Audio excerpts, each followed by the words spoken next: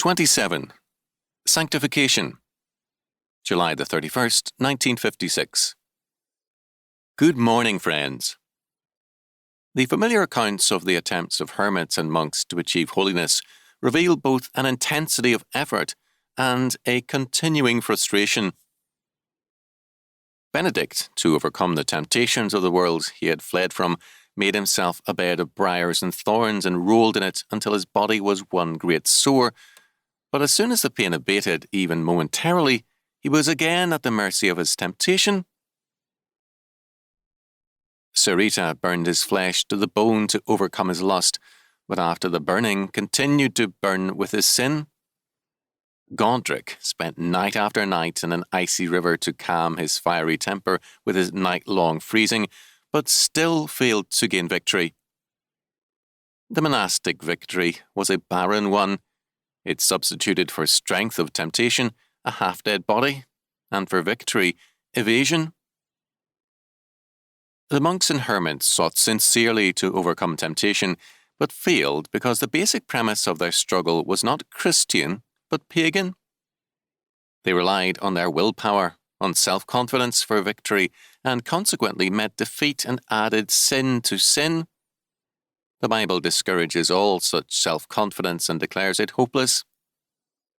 Seest thou a man wise in his own conceit? There is more hope for a fool than for him. Proverbs 26:12.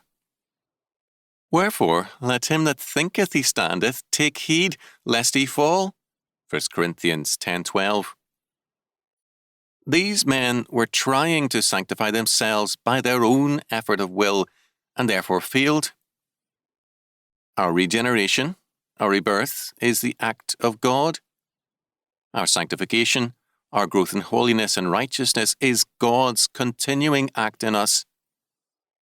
Our sanctification is never complete in this life, but it is victorious.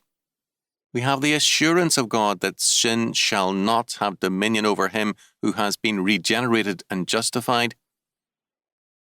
The desert monks met with frustration in their quest for holiness because this conception of sanctification was essentially negative and humanistic. It was something they accomplished by means of avoiding temptation. They were wrong in all their self-confidence as they were wrong in their means. They ran from all human society to escape wine, women, and song, but the worst encounter was not their struggle with these things, but with their own souls. They ran away from particular sins, but carried the principle of sin in their own being. It was not men, wine, or women that tempted them, but their own sinful hearts. It was not, therefore, a matter of evading things, but having a new nature, having the life of Christ in their being.